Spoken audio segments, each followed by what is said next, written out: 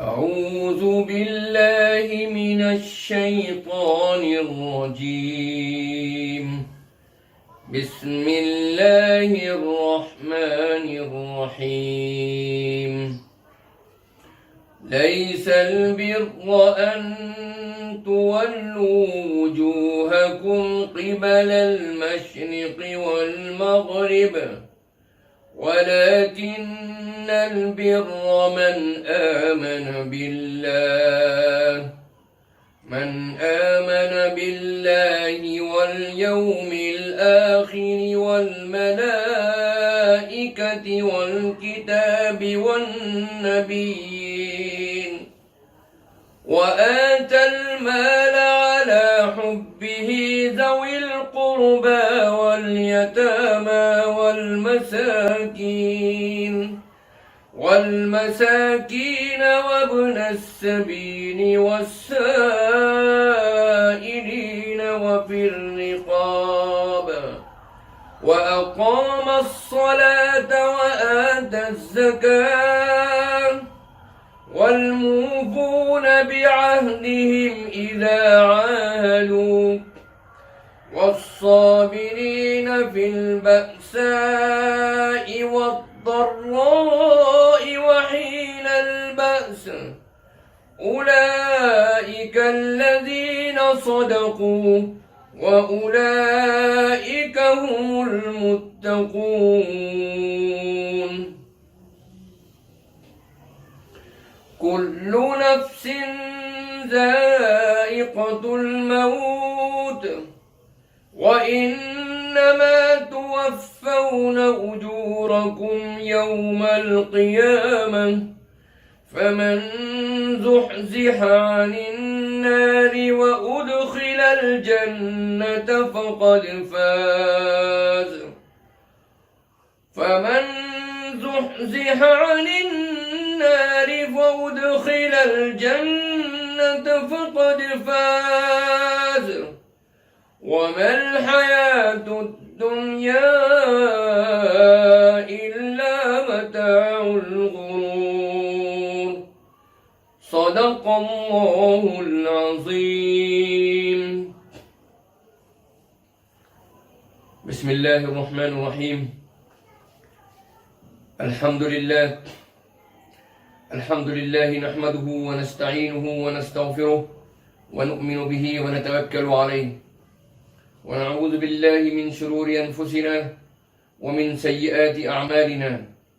من يهده الله فلا مضل له، ومن يضلله فلا هادي له، ونشهد أن لا إله إلا الله وحده لا شريك له، ونشهد أن سيدنا ونبينا وحبيبنا ومولانا محمدا عبده ورسوله، صلى الله تعالى عليه وعلى آله وأصحابه وأزواجه وذرياته وجميع أهل بيته، وبارك وسلم تسليما كثيرا كثيرا. أما بعد، فأعوذ بالله من الشيطان الرجيم. بسم الله الرحمن الرحيم. رب اشرح لي صدري ويسر لي أمري واحلل عقدة من لساني يفقه قولي. صدق الله العظيم. اللهم إني أسألك بأنك أنت الله لا إله إلا أنت الأحد الصمد الذي لم يلد ولم يولد ولم يكن له كفوا أحد. بزرگان محترم، عزیزان ملت، برادران عزیز اور میری ماؤں اور بہنوں، آج مجھے آپ سے ایک ایسے وقت میں خطاب کرنے کا اور مخاطب ہونے کا موقع پڑ رہا ہے جس وقت ساری دنیا ایک عجیب و غریب وبائی مرض کا شکار ہے۔ یہ وہ وبائی مرض ہے جس سے دنیا کا کوئی ملک نہیں بچ سکا۔ ڈاکٹروں اور امراض کے ماہرین نے اس وبا پر قابو پانے کے لیے جو احتیاطی تدبیریں بتائی ہیں، ان میں سب سے اہم اور سب سے زیادہ زور جس بات پر دیا گیا ہے وہ جسمانی دوری یعنی سوشل ڈسٹینس بنائے رکھنے اور اس کی پابندی کرنے پر زور دیا گیا ہے۔ لہذا میں بلا تفریق مذہب و ملت پورے ملک کے اور جہاں جہاں تک میری آواز پہنچے میں لوگوں سے درخواست کرتا ہوں اور یہ پیغام دینا چاہتا ہوں لوگوں کو کہ وہ ان تمام پابندیوں پر یعنی سوشل ڈسٹینس، جسمانی دوری بنائے رکھنا اور آپس میں اکٹھا نہ ہونا، اس پر پوری طاقت سے اور پوری قوت سے عمل کریں اور اس کے پابند رہیں۔ اس سے آپ خود بھی اس بیماری سے محفوظ رہیں گے اور اپنے گھر والوں کو بھی اس سے محفوظ رکھ سکیں گے اور پوری انسانیت کو اور پورے دنیا کے انسانوں کو اس سے محفوظ رکھا جا سکے گا۔ ان سب کی صحت کے لیے جو کہ اس بیماری میں مبتلا ہیں دعا بھی کریں، اور ہم بھی دعا کرتے ہیں اللہ سبحانہ و تعالیٰ سے کہ اللہ تعالیٰ پوری انسانیت کو اس وبا سے جلد از جلد حفاظت فرما دے۔ ہمارے ملک نے بھی اس سلسلے میں بہت سی ہدایات اور احکامات دیے ہیں اور اس کا پورا خیال رکھیں۔ ایک اچھے شہری ہونے کا ثبوت دیں، انتظامیہ، ایڈمنسٹریشن، پولیس اور میڈیکل ٹیم کے ساتھ بھرپور تعاون کریں، دوسروں کو بھی تعاون کرنے اور کوآپریٹ کرنے کی تلقین کریں۔ افواہوں سے بچیں، نہ خود ان پر یقین کریں نہ ان افواہوں کو پھیلانے والوں کا حصہ بنیں۔ ضرورت مندوں کا خیال رکھیں، اس بات کو یقینی بنائیں کہ کوئی بھوکا نہ سونے پائے۔ ہر قسم کی مدد محتاجوں، ضرورت مندوں، اعزاء و اقربا اور بلا کسی تفریق مذہب و ملت جو بھی محتاج ہو، جو ضرورت مند ہو، اس تک اس کی ضرورت کا سامان پہنچانے کی کوشش کریں جتنا کہ آپ کے اختیار میں ہو۔ اپنی پوری صلاحیت کا استعمال کرتے ہوئے اس وبا سے انسانیت کو بچائیں۔ رمضان المبارک کا مہینہ آ رہا ہے، ہم اس کا استقبال کرتے ہیں اور اس طرف توجہ دلانا چاہتے ہیں۔ یہ مبارک مہینہ، اس کی مبارک ساعتیں اللہ تعالیٰ کی یاد میں، ذکر و اذکار میں، تلاوت میں، استغفار میں اور خاص طور پر دعا میں مشغول رہنے کی کوشش کریں، اس طرح وقت گزاریں۔ اللہ سبحانہ و تعالیٰ جلد از جلد اس بیماری کو پورے عالم سے اٹھا لیں۔ موجودہ حالات میں 5 وقتہ نمازیں اور تراویح کا اہتمام اپنے اپنے گھروں میں ہی کریں، اور مجمع بڑا نہیں ہو پائے، صرف گھر کے جو چند افراد ہیں وہی آپس میں مل کر نمازوں کا اہتمام کریں۔ عید کے لیے نئے کپڑوں پر خرچ کرنے کے بجائے ان پیسوں کو بچائیں اور ان پیسوں کا استعمال جو کہ آپ عید کے موقع پر کرنا چاہتے تھے محتاجوں، غریبوں اور ضرورت مندوں کی ضروریات اور ان تک ان کی ضروری دوائیں اور کھانے پینے کے انتظامات کرنے پر اس رقم کو خرچ کریں۔ حضرات محترم اور میری ماؤں بہنوں، ایک عالم دین ہونے کی حیثیت سے میری یہ ذمہ داری بنتی ہے کہ آپ حضرات کو قرآن و حدیث کی روشنی میں جو میں نے باتیں کہی ہیں اس کا مزید خلاصہ آپ کے سامنے کروں۔ ہم اور آپ سب جانتے ہیں کہ اسلام دین فطرت ہے اور ایک مکمل دین ہے اور زندگی کا ایک مکمل ضابطہ ہے جس پر چل کر اور جس کی ہدایات پر عمل کر کے دنیا کو بھی اچھا بنایا جا سکتا ہے اور آخرت میں بھی اللہ کی رضا اور خوشنودی حاصل ہو سکتی ہے اور اللہ کا قرب حاصل ہو سکتا ہے. اور انسان کی رہنمائی یہ دین اور یہ مذہب اسلام زندگی کے ہر موڑ پر کرتا ہے. انسان کی ذاتی زندگی ہو، سماجی زندگی ہو، گھر کے اندر کی زندگی ہو، گھر کے باہر کی زندگی ہو، خوشی کا موقع ہو، غمی کا موقع ہو، کاروبار کی زندگی ہو، معاملات ہوں، عبادات ہوں، زندگی کا کوئی موڑ ایسا نہیں ہے کہ جس میں دین اسلام نے ہماری رہنمائی نہ کی ہو، اور جس کے ذریعے جن ہدایات پر عمل کر کے ہم بڑی سے بڑی مشکل کا کامیابی کے ساتھ میں سامنا کر سکتے ہیں اور اس مشکل سے باہر آ سکتے ہیں. آج پوری دنیا میں کرونا وائرس کا جو ایک بحران چھایا ہوا ہے، جو سنکٹ ہے، اس سلسلے میں ہم قرآن اور حدیث کی روشنی میں رہنمائی حاصل کرنے کی کوشش کرتے ہیں. اللہ سبحانہ و تعالی قرآن کریم میں ارشاد فرماتے ہیں وَلَا تَقْتُلُوا وَلَا تُلْقُوا بِأَيْدِيكُمْ إِلَى التَّهْلُكَةِ، تم اپنے آپ کو ہلاکت میں مت ڈالو. یہ سورہ بقرہ کی 195 آیت ہے. دوسری جگہ سورہ نساء میں آیت نمبر 29 میں اللہ تعالیٰ کا ارشاد ہے وَلَا تَقْتُلُوا أَنفُسَكُمْ إِنَّ اللَّهَ كَانَ بِكُمْ رَحِيمًا، اور تم اپنے آپ کو قتل مت کرو اور بے شک اللہ سبحانہ تم پر نہایت رحم کرنے والا ہے.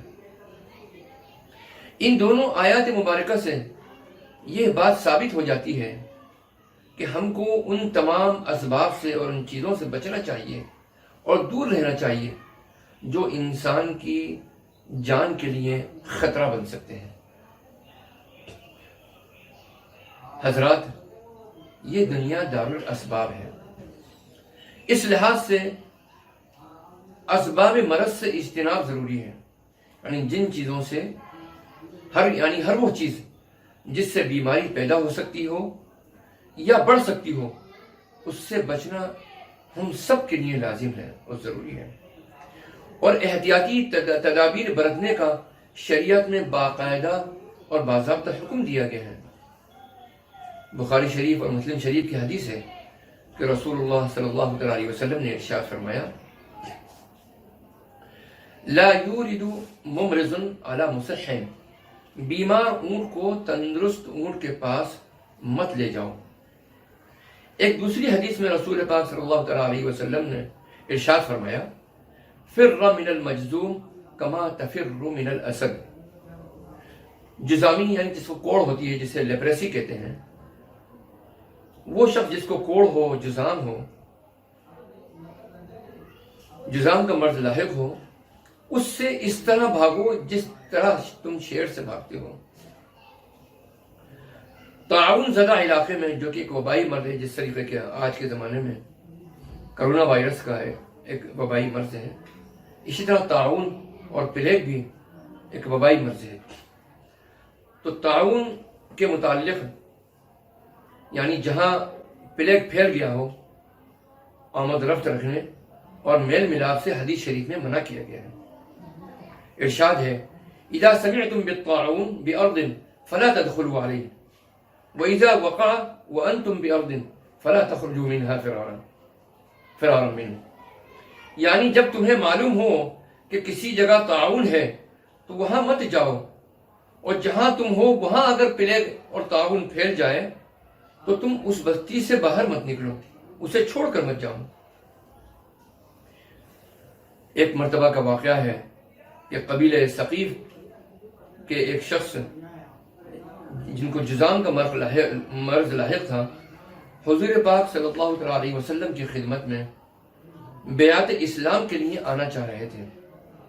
آپ صلی اللہ تعالی علیہ وسلم نے احتیاطی تدبیر کے بطور اس کے اختلاط سے منع کرتے ہوئے اسے بالمشافہہ بیعت کرنے کے بجائے غائبانہ بیعت فرما دی اور اسے گھر واپس کر دیا۔ حدیث شریف میں اس طرح کے الفاظ ہیں: کان فی وفد ثقیف رجل مجزوم فارسل الیہ النبی صلی اللہ تعالی علیہ وسلم انا قد بایعناک فارجع۔ ان احادیث میں سوشل ڈسٹینس اور لاک ڈاؤن کی طرف واضح ہدایت اور آج سے 1400 سال پہلے ہی ہم کو دے دی گئی تھی۔ حضرت عمر رضی اللہ تعالیٰ عنہ کے دور خلافت میں شام میں ایک علاقے امواس میں طاعون یعنی پلیگ کا مرض پھیل گیا۔ فوج شام کے لیے روانہ ہو چکی تھی۔ جب حضرت عمر رضی اللہ تعالیٰ عنہ کو طاعون کی اطلاع ملی تو آپ نے صحابہ کرام سے مشورے کے بعد میں فوج کو واپس بلا لیا اور شام میں داخل ہونے سے منع فرما دیا۔ ایک موقع پر حضرت عبد الرحمن بن عوف رضی اللہ تعالیٰ عنہ جو کہ ایک جلیل القدر صحابی ہیں، انہوں نے فرمایا کہ میں نے رسول اللہ صلی اللہ تعالیٰ علیہ وسلم کو فرماتے ہوئے سنا ہے۔ آپ صلی اللہ علیہ وسلم نے فرمایا جب تم طاعون کے متعلق سنو یعنی پلیگ کے متعلق سنو کہ وہ فلاں قوم کے علاقے میں ہے تو تم وہاں مت جاؤ، اور جب وہ کسی علاقے میں نمودار ہو جائے اور تم وہاں موجود ہو تو اس سے بھاگ کر نہ نکلو۔ بخاری شریف کی حدیث ہے کہ حضرت ام المؤمنین حضرت عائشہ رضی اللہ تعالی عنہا سے روایت ہے کہ انہوں نے فرمایا کہ میں نے ایک مرتبہ رسول اللہ صلی اللہ علیہ وسلم سے طاعون کے متعلق دریافت کیا۔ میرے پوچھنے پر آپ صلی اللہ علیہ وسلم نے فرمایا کہ وہ ایک عذاب ہے، جن پر چاہتا ہے اللہ اس کو مسلط کر دیتا ہے، اور مسلمان کے لیے اللہ تعالیٰ اسے باعث رحمت اللہ تعالیٰ نے بنا دیا ہے۔ جب کہیں طاعون پھیلے تو جو بھی مسلمان اپنے اس شہر میں صبر کر کے بغیر ثواب قیام کرے، نیز اس کا یہ اعتقاد ہو کہ اللہ تعالیٰ نے جو مصیبت قسمت میں لکھ دی ہے وہی پیش آئے گی، اللہ کے یہاں اسے شہید کا ثواب ملے گا۔ حضرت انس بن مالک رضی اللہ تعالیٰ عنہ سے روایت ہے کہ نبی کریم صلی اللہ تعالیٰ علیہ وسلم نے فرمایا طاعون کی موت ہر مسلمان کے لیے شہادت کا درجہ رکھتی ہے۔ میرے عزیزوں اور دوستوں، ماؤں بہنوں، ہمارے جاننے والے یا جاننے والے جو نہ ہوں، وہ اگر ایمان کی حالت میں اس بیماری میں مرے ہیں اور وفات پا چکے ہیں تو اللہ تعالیٰ کی ذات پر یقین رکھنا چاہیے کہ اللہ ان کو شہادت کا مرتبہ نصیب فرمائے گا۔ لیکن اس سے بچنے کی جو بھی تدبیر احادیث مبارکہ میں بتائی گئی ہے اس پر بھی ضرور عمل کریں تاکہ یہ بیماری پر قابو پایا جا سکے۔ اب میں آپ حضرات کی توجہ سورہ آل عمران کی آیت نمبر 185 کی طرف دلانا چاہتا ہوں، جس سے پتہ چلتا ہے کہ دنیا کی حقیقت کیا ہے۔ آج ساری دنیا کے پیچھے بھاگ رہی ہے کہ کس قدر دنیا کو حاصل کر لیا جائے اور جمع کر لیا جائے، جبکہ انسان کی حقیقت کیا ہے؟ اس کو تو ایک نہ ایک دن مرنا ہے، اس کے ساتھ کچھ نہیں جائے گا، وہ اکیلا ہی اس دنیا سے جائے گا۔ آپ کے ساتھ نہ مال جائے گا نہ دولت جائے گی، آپ کے ساتھ آپ کے اعمال جائیں گے۔ دنیا میں جو کمائیں گے وہ دنیا ہی میں رہ جائے گا، آپ کو جو بدلہ ملے گا وہ آپ کے نیک اعمال کا ملے گا۔ اللہ سبحانہ و تعالی ارشاد فرماتے ہیں کل نفس ذائقۃ الموت وانما توفون اجورکم یوم القیامہ، ہر ذی نفس کو موت کا مزہ چکھنا ہے اور تم کو تمہارے اعمال کا پورا بدلہ تو قیامت کے ہی دن دیا جائے گا۔ فمن زحزح عن النار وادخل الجنۃ فقد فاز، تو جو کوئی جہنم سے بچا لیا گیا اور جنت میں داخل کر دیا گیا وہ تو کامیاب ہو گیا۔ وما الحیات الدنیا الا متاع الغرور، اور یہ دنیا کی زندگی تو اس کے سوا کچھ نہیں کہ صرف دھوکے کا سامان ہے۔ آج کرونا وائرس سے پوری دنیا پریشان ہے۔ اس وبائی مرض کے سامنے آنے کے بعد مجھ کو پوری دنیا کے سامنے خاص طور پر 3 کرائسس نظر آتے ہیں۔ ابھی تک نمبر 1 کرائسس نمبر 1، ابھی تک اس کی علاج دوا کی شکل میں سامنے نہیں آ سکا ہے۔ ہاں البتہ اس کی تحقیق اور ریسرچ جاری ہے۔ جب بھی اس کی دوا اور ویکسین آ جائے گی تو اس سے لوگوں کو فائدہ پہنچے گا، لیکن آج کی تاریخ میں نہیں۔ البتہ احتیاطی تدابیر ضرور ہیں جن کا ہم نے پہلے بھی ذکر کیا اور آگے بھی ذکر کرنے والے ہیں۔ دوسرا کرائسس، اس ماحول میں افواہوں اور پروپیگنڈے کا بازار گرم ہے۔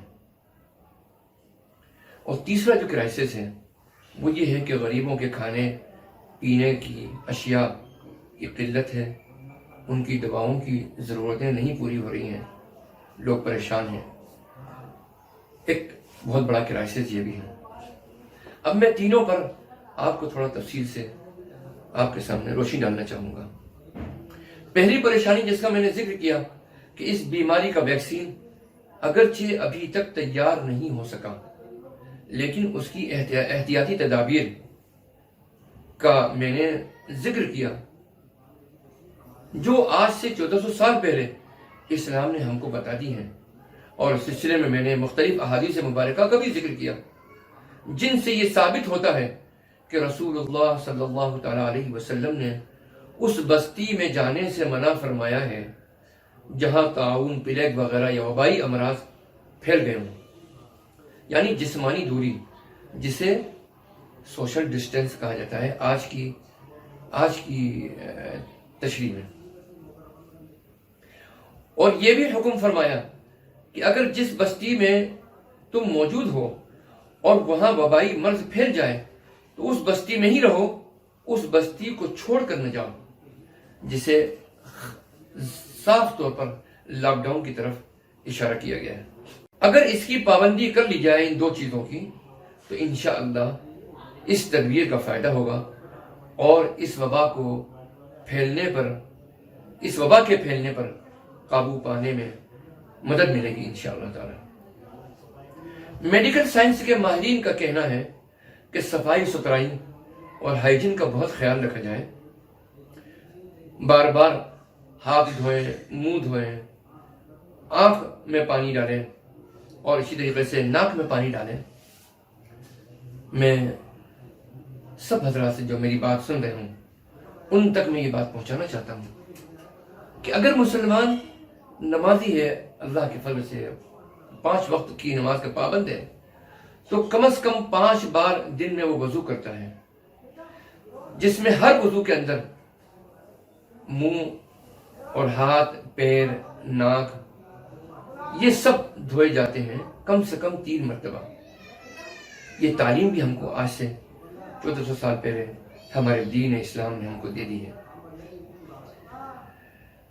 لہذا ہم کو اس پر عمل کرنا چاہیے۔ دوسرا کرائسس جس کا میں نے آپ سے ذکر کیا تھا کہ اس ماحول میں ریومرز اور افواہوں اور غلط پروپیگنڈے کا بازار گرم ہے جو ایک دوسرے کے خلاف پھیلایا جا رہا ہے۔ اس کی وجہ سے تمام طرح کی بدمزگیاں اور انتشار پھیل رہا ہے پورے معاشرے میں اور نتیجتاً معصوم لوگوں کو نقصان ہو رہا ہے۔ آئیے اس سلسلے کے اندر قرآن و حدیث کی روشنی میں ہم کو رہنمائی حاصل کرنا چاہیے۔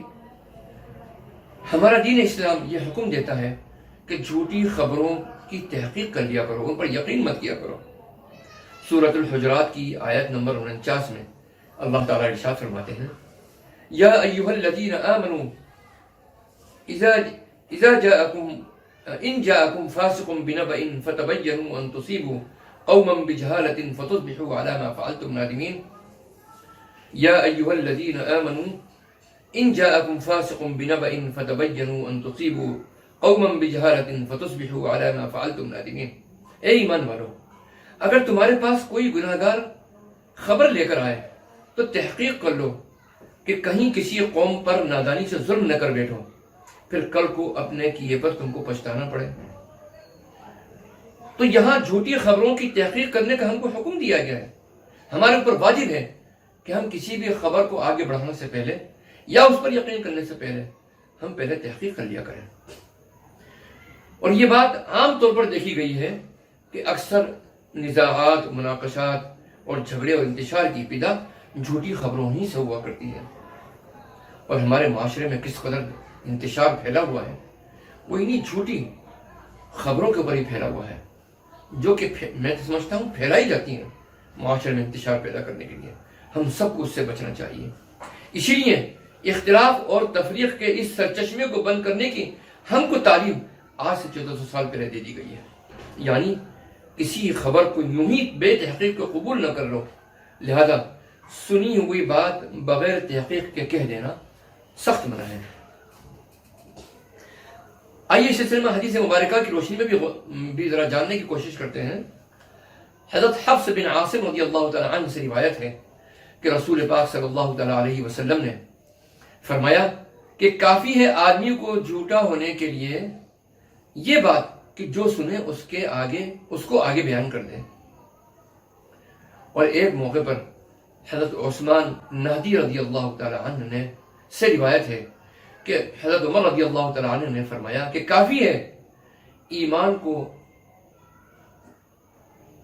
ہے آدمی کو اتنا جھوٹ کہ کہہ ڈالے جو بات سنے۔ یعنی آدمی کو کوئی جھوٹ کی خبر ملے تو اس کو دوسروں کو نہیں کہنا چاہیے۔ اب ان حالات میں ہم مسلمان دو طرف سے ایک طریقے سے زیادتی کا شکار ہو رہے ہیں۔ ایک تو مسلمانوں کے خلاف پروپیگنڈا ہو رہا ہے کہ یہ گندے رہتے ہیں، جراثیم پھیلاتے ہیں، ان کی وجہ سے کرونا وائرس پھیل رہا ہے۔ حالانکہ یہ بات غلط ہے۔ اسلام کی تعلیم اور مسلمانوں کا روزمرہ کا عمل اس کے بالکل برخلاف ہے۔ اور میں سمجھتا ہوں کہ جو مسلمان اسلامی تعلیمات پر عمل نہیں کر رہے ہیں وہ اپنے ساتھیوں کو بھی بتانا چاہے کسی بھی مذہب سے تعلق رکھتے ہوں کہ وہ ان چیزوں پر عمل کریں تو انشاءاللہ اس مرض سے ان کی حفاظت ہوگی۔ تو یہ اسلام تو یہ کہتا ہے کہ پاکیزگی اور صفائی نصف الایمان ہے، اور اسی طریقے سے ہم کو تاکید کی جاتی ہے کہ ہم کھانے سے پہلے بھی ہاتھ دھوئیں اور کھانے کے بعد بھی ہاتھ دھوئیں۔ کھانے سے پہلے ہاتھ دھونے کا مطلب یہ کہ ہمارے ہاتھوں میں کوئی جراثیم ہے، جرم سے ہیں تو ہمارے ساتھ پیٹ میں نہ چلے جائیں۔ اور اسی طریقے سے اگر واش روم جانا ہے تو واپس آنے کے بعد بھی ہم کو ہاتھ 3 مرتبہ کم سے کم دھونا چاہیے۔ جب حکم دیا گیا 3 مرتبہ ہاتھوں کو دھونے کا حکم دیا گیا، تو یہ بات ذہن میں رہنی چاہیے۔ تو مسلمانوں کے متعلق یہ سمجھنا کہ ان کے اندر جو جراثیم ہیں نعوذ باللہ من ذالک اس کی وجہ سے کرونا پھیل رہا ہے۔ ہاں اگر کوئی بھی شخص کسی بھی مذہب سے تعلق رکھتا ہو، اگر وہ ان چیزوں پر عمل نہیں کرتا ہے، بے احتیاطی کرتا ہے، تو وہ کسی بھی مذہب کا ہو، وائرس اس کے ذریعے پھیل سکتا ہے اور آگے بڑھ سکتا ہے۔ لہذا اس سب کے لیے ہے یہ ضابطہ۔ دوسری طرف یہ پروپیگنڈا چل رہا ہے کہ یہ لوگ پکڑ رہے ہیں اور کرونا وائرس کے انجیکشن مسلمانوں کو لگا رہے ہیں، اور اس کی وجہ سے آپ نے دیکھا ہوا کتنا انتشار ہے کہ بھلے لوگوں کو جب یہ اطلاع ملتی ہے کہ ڈاکٹروں کی ٹیم آئی ہے تو ان کے ساتھ تعاون نہیں کرتے، اور اس کی وجہ سے اور اس پروپیگنڈے کی وجہ سے کہ مسلمانوں کے اندر کرونا کے انجیکشن لگائے جا رہے ہیں، تو یہ مسلمان ان کے اندر ایسا انتشار ہے کہ یہ دو طرفہ شکار ہے۔ تو افواہوں کا جو بازار گرم ہے اس کے نتیجے میں معصوم لوگوں پر ظلم ہو رہا ہے، ان کی جان، ان کے مال، ان کے بیوی بچوں اور ان کے اثاثوں، ان کے گھر، سب کو خطرہ لاحق ہو رہا ہے۔ لہٰذا میری ہر ہندوستانی شہری سے یہ درخواست ہے کہ خدا را اس چیز کو بدلیں، اس ذہن کو بدلیں، اور اس ملک کے امن کی خاطر ہم کو ان سب چیزوں سے بچنے کی کوشش کرنی چاہیے، اور اپنی جان و مال کے تحفظ کی خاطر بھی، اور اس ملک میں عام بے قصور لوگوں کی جان و مال کی حفاظت کی خاطر بھی ہم کو ان تمام چیزوں سے بچنے کی کوشش کرنی چاہیے۔ تو میں نے یہ کہا کہ یہ سب جھوٹ ہے اور فریب ہے، یہ دونوں پروپیگنڈے۔ یہ تو ایک بیماری ہے، اس کا علاج تدبیر سے ہوگا، دوا سے ہوگا۔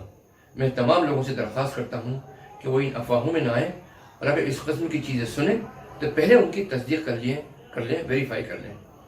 اور اس طرح کی سینکڑوں مثالیں ہیں کہ کس طرح کرونا وائرس کا سہارا لے کر معصوموں کو بہکایا جا رہا ہے، ڈرایا جا رہا ہے، اور خوف ان کے اندر پیدا کیا جا رہا ہے۔ تو لہٰذا ہم کو ان چیزوں سے بچنا چاہیے۔ اور تیسرا کرائسس جس کا میں نے آپ کے سامنے ذکر کیا ابھی، وہ یہ ہے کہ ان حالات میں غریبوں اور محتاجوں کے درمیان اور ضرورت مندوں اور بیماروں کے درمیان کھانے پینے، اور تیسرا کرائسس ان حالات کے اندر یہ ہے، جیسا کہ میں نے آپ سے عرض کیا تھا اور اس طرف اشارہ بھی کیا تھا، وہ یہ ہے کہ ان حالات میں لاک ڈاؤن کی صورتحال میں، سچویشن میں غریبوں اور محتاجوں اور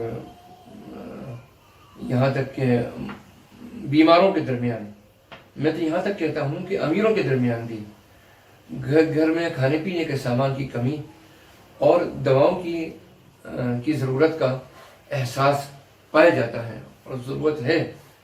اب غریب تو ہر حالت میں ظاہر ہے کہ آدمی عام طور پر جانتا ہے کہ کون غریب ہے، ضرورت مند ہے، اپنے عزیز و اقارب کو جانتا ہے، لیکن امیر کے گھر تک کھانا کیسے پہنچے، اس کی ضروریات کی چیزیں کیسے پہنچیں، ایک امیر کو اس میں بڑا تأمل ہوگا اور اس کو جھجک محسوس ہوگی کسی کے سامنے ہاتھ پھیلانے میں۔ یہ ہمارا اور NGOs کا کام ہے کہ ہم جس کو بھی ضرورت ہے، چاہے وہ کسی بھی مذہب کا ماننے والا ہو، کسی بھی قوم کا سے تعلق رکھتا ہو، ہم سب کو ایک انسانیت کے رشتے کی خاطر سب کا خیال رکھیں اور سب کو ان کی ضرورتوں کا سامان ان تک پہنچانے کی کوشش کریں۔ اس سلسلے میں قرآن کریم کی ایک آیات کی طرف میں آپ کو توجہ دلانا چاہتا ہوں، جو میں نے شروع میں اور ابتدا میں تلاوت کی تھی۔ اللہ تعالیٰ قرآن کریم میں ارشاد فرماتے ہیں: لَيْسَ الْبِرَّ أَن تُوَلُّوا وُجُوهَكُمْ قِبَلَ الْمَشْرِقِ وَالْمَغْرِبِ وَلَكِنَّ الْبِرَّ مَنْ آمَنَ بِاللَّهِ وَالْيَوْمِ الْآخِرِ وَالْمَلَائِكَةِ وَالْكِتَابِ وَالنَّبِيِّينَ وَآتَى الْمَالَ عَلَى حُبِّهِ۔ نیکی یہی نہیں ہے کہ تم اپنے چہرے مشرق و مغرب کی طرف پھیر دو، بلکہ نیکی تو اس کی ہے جو ایمان لائے اللہ پر، یوم آخرت کے اوپر، فرشتوں پر، کتاب پر اور نبیوں پر، اور وہ خرچ کرے مال اس کی محبت کے باوجود، یعنی مال کی محبت کے باوجود۔ علی حبہ میں جو ضمیر متصل ہے وہ اللہ کے لیے کی طرف نہیں لوٹ رہی ہے بلکہ مال کی طرف لوٹ رہی ہے، یعنی اس کو مال محبوب ہے پھر بھی وہ اللہ کی رضا کے لیے مال کو خرچ کرتا ہے۔ ذوی القربى والیتامى والمساکین وابن السبیل والسائلین وفی الرقاب، قرابت داروں یعنی رشتہ داروں، عزیز و اقارب، یتیموں، محتاجوں، مسافروں اور مانگنے والوں پر، اور گردنوں کے چھڑانے میں۔ معلوم ہوا کہ نیکی کے مظاہر میں اولین مظہر ایک انسانی ہمدردی ہے۔ اگر یہ نہیں ہے تو نیکی کا وجود نہیں ہے۔ عبادت کے انبار لگے ہیں مگر دل میں شقاوت ہو، انسان کو حاجت میں دیکھ کر بھی دل نرم نہ پڑے، کسی کو تکلیف میں دیکھ کر اپنی تجوری کی طرف ہاتھ نہ بڑھے حالانکہ تجوری کے اندر مال موجود ہو، تو یہ طرز عمل دین کی روح کے بالکل خلاف ہے اور منافی ہے۔ وَأَقَامَ الصَّلَاةَ وَآتَى الزَّكَاةَ، اور قائم کرے نماز اور ادا کرے زکوٰۃ۔ حکمت دین ملاحظہ کیجئے کہ نماز اور زکوٰۃ کا ذکر ایمان اور انسانی ہمدردی کے بعد آیا ہے، اس لیے کہ روح دین ایمان ہے اور نیکی کے مظاہر میں سے مظہر اول انسانی ہمدردی ہے۔ اور یہ بھی نوٹ کیجئے کہ یہاں زکوٰۃ کا علیحدہ سے ذکر کیا گیا، یہ اس طرف اشارہ ہے جبکہ اس سے قبل ایتائے مال کا ذکر ہو چکا ہے۔ یعنی اگر کچھ لوگوں نے یہ سمجھا کہ بس ہم نے اپنے مال میں سے زکوٰۃ نکال دی تو ہمارا حق پورا ہو گیا، تو یہ ان کی خام خیالی ہے، یہ ان کی کج فہمی ہے۔ مال میں زکوٰۃ کے سوا بھی حق ہے، اور آپ صلی اللہ علیہ وسلم نے یہی مذکورہ بالا آیت پڑھی: والموفون بعہدہم اذا عاہدوا، اور جو پورا کرنے والے ہیں اپنے عہد کو جب کوئی عہد کر لیں، والصابرین فی البأساء والضراء وحین البأس، اور خاص طور پر صبر کرنے والے فقر و فاقہ میں، تکالیف میں اور جنگ کی حالت میں، اولئک الذین صدقوا، یہ ہیں وہ لوگ جو سچے ہیں۔ راست بازی اور نیکوکاری کا دعویٰ تو بہت سو کو ہے، لیکن وہ لوگ جو اپنے دعوے میں سچے ہیں، وَأُولَٰئِكَ هُمُ الْمُتَّقُونَ، یہی لوگ حقیقت میں متقی ہیں اور پرہیزگار ہیں۔ اب میں نے جیسا کہ آپ سے عرض کیا کہ ہمیں جو بھی احتیاطی تدابیر ہیں اور معاشرے میں جو بھی نیک کام اس کرائسس کو کامیابی کے ساتھ میں فیس کرنے کے لیے کیے جا رہے ہیں، ان کے ساتھ میں ہم کو تعاون کرنا اور کوآپریٹ کرنا بھی ضروری ہے۔ اور اس طرف اشارہ قرآن کریم کی اس آیت سے بھی ملتا ہے کہ وَتَعَاوَنُوا عَلَى الْبِرِّ وَالتَّقْوَىٰ وَلَا تَعَاوَنُوا عَلَى الْإِثْمِ وَالْعُدْوَانِ، آپ نیکی اور تقوی اور پرہیزگاری کے کام میں تعاون کریں اور گناہ اور دشمنی کے کام میں تعاون نہ کریں۔ اور ایک آیت میں اللہ تعالیٰ ارشاد فرماتے ہیں وَيَا قَوْمِ اسْتَغْفِرُوا رَبَّكُمْ ثُمَّ تُوبُوا إِلَيْهِ يُرْسِلِ السَّمَاءَ عَلَيْكُمْ مِدْرَارًا وَيَزِدْكُمْ قُوَّةً إِلَىٰ قُوَّتِكُمْ۔ اور یہ بھی نصیحت کی گئی کہ ان حالات میں تم اپنا تعلق اللہ سے بڑھاؤ، اللہ کی طرف لوٹو، اللہ سے لو لگاؤ، ذکر فکر اور استغفار اور التجا کر کے دعاؤں کے ذریعے۔ وَيَا قَوْمِ اسْتَغْفِرُوا رَبَّكُمْ، اللہ سے اپنے گناہوں سے معافی مانگو اپنے رب سے، اور اس سے توبہ کرو۔ جب تمہاری توبہ قبول ہو جائے گی تو اللہ تعالیٰ کی طرف سے انشاءاللہ رحمتوں کی بارش ہوگی، اور تمہارے اندر وہ واپس توانائی اور قوت میں تمہارے اضافہ کرے گا انشاءاللہ تعالیٰ۔ اور اللہ تعالیٰ کا ایک اور وعدہ ہے فَاللَّهُ خَيْرٌ حَافِظٌ وَهُوَ أَرْحَمُ الرَّاحِمِينَ، اور اللہ ہی بہترین حفاظت کرنے والا ہے اور رحم کرنے والا ہے۔ تو میرے عزیزوں اور دوستوں اور ماؤں بہنوں، میں نے جن چیزوں کی طرف اشارہ کیا، ماہ رمضان المبارک میں خاص طور پر اس بات کا خیال رکھنا چاہیے کہ میں نے جو تمام چیزیں آپ کو بتلائی ہیں، اس کے ساتھ ساتھ اس ماہ مبارک میں آپ مساجد اور تمام تعلیمی ادارے لاک ڈاؤن کی وجہ سے بند ہیں، اور یہ بات مسلمانوں کو ہدایت کی گئی ہے کہ فرض نمازوں بھی گھروں ہی کے اندر پڑھیں، لہذا تراویح بھی گھروں ہی کے اندر پڑھنی چاہیے۔ اور اس بات کا خیال رکھیں کہ ان حالات میں چند معمولات ایسے ہیں جن کی پابندی ہم کو سب کو کرنی چاہیے۔ فرض نماز جیسے کہ گھر میں پڑھنا ہے، تراویح کا اہتمام ہم کو گھر میں ہی کرنا ہے، اور اسی کے ساتھ ساتھ اس سے پہلے میں نے عرض کیا تھا کہ حضرت انس رضی اللہ تعالیٰ عنہ کی دعا بڑی مؤثر ہے، اگر اس دعا کا اہتمام کیا جائے گا تو اللہ تعالیٰ اپنی نصرت اور فتح کے دروازوں کو کھول دے گا انشاءاللہ تعالیٰ۔ تیسری طرف میں نے یہ چوتھی طرف میں اشارہ کرنا چاہتا ہوں آپ سب حضرات کو کہ منزل کا صبح شام فجر کی نماز کے بعد اور مسجد کی اور مغرب کی نماز کے بعد اہتمام کریں۔ حضرت شاہ ولی اللہ صاحب رحمۃ اللہ علیہ ارشاد فرماتے ہیں ان منتخب آیات کے لیے جو کہ منزل کے اندر موجود ہیں کہ یہ آیات تمام طرح کی پریشانیاں، سحر اور شیاطین کی شرور سے اور دشمنوں کی شرور سے اور اسی طریقے سے وبائی امراض سے بھی انشاءاللہ تعالی پناہ حاصل ہوگی۔ یہ دعا، یہ آیات تلقین فرمائیں حضرت شاہ ولی اللہ صاحب رحمۃ اللہ علیہ کو ان کے والد ماجد اور پیر و مرشد حضرت شاہ عبد الرحیم صاحب رحمۃ اللہ علیہ نے۔ تو ان آیات کا بھی اہتمام کریں۔ اور ایک میں یہ عرض کرنا چاہتا ہوں کہ ختم مجددیہ کا ان حالات میں ضرور اہتمام کرنا چاہیے، جو حضرت مجدد الفسانی رحمۃ اللہ علیہ جو سلسلہ نقشبندیہ کے بہت بڑے بزرگ گزرے ہیں، اور پورے ہندوستان کے مسلمانوں پر ان کے جو احسانات ہیں ان احسانات کا بدلہ ہم نہیں چکا سکتے۔ تو یہ ختم مجددیہ جو ختم شریف ہے وہ بھی ہمارے دادا حضرت جی رحمۃ اللہ علیہ شاہ ہدایت علی صاحب رحمۃ اللہ علیہ اپنی کتاب معیار السلوک میں ارشاد فرماتے ہیں کہ یہ ختم شریف بھی ہر درد را و ہر مرض را شفا کا مصداق ہے۔ یہ ختم شریف حضرت امام ربانی غوث السمدانی قطب ربانی مجدد الفسانی رحمۃ اللہ علیہ کا ہے۔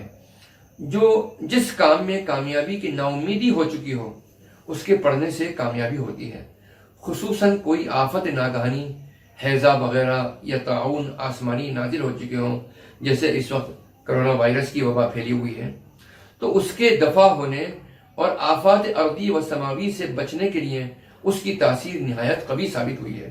اور کیوں نہ ہو کہ کلمہ لا الہ الا اللہ کی کلمہ لا حول کی تعریف حدیث شریف میں بہت کچھ آئی ہے، اور اس کو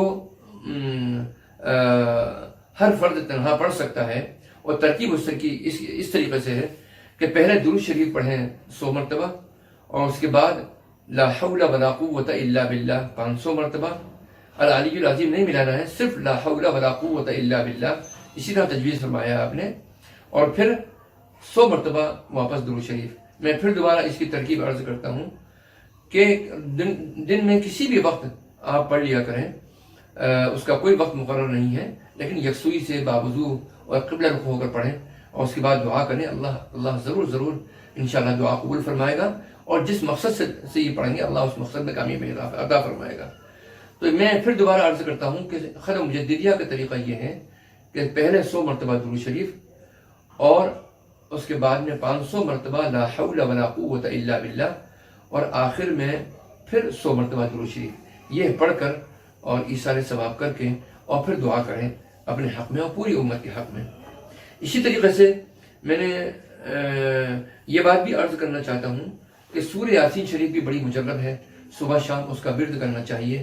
حدیث شریف کے مطابق یہ دافع بلایا بھی ہے اور قاضی حاجات بھی ہے، یعنی جو شخص صبح اس کو پڑھ لے گا تو شام تک اللہ اس کی حفاظت فرمائے گا، اور شام تک اللہ اس کی ضروریات کو بھی پورا فرمائے گا، اور جو شام کو پڑھ لے تو اللہ صبح تک اس کی حفاظت فرمائے گا اور اس کی حاجتوں کو پورا فرمائے گا۔ یہ چند چیزیں میں نے آپ سے عرض کی ہیں، تو آپ اس کا اہتمام رکھیں۔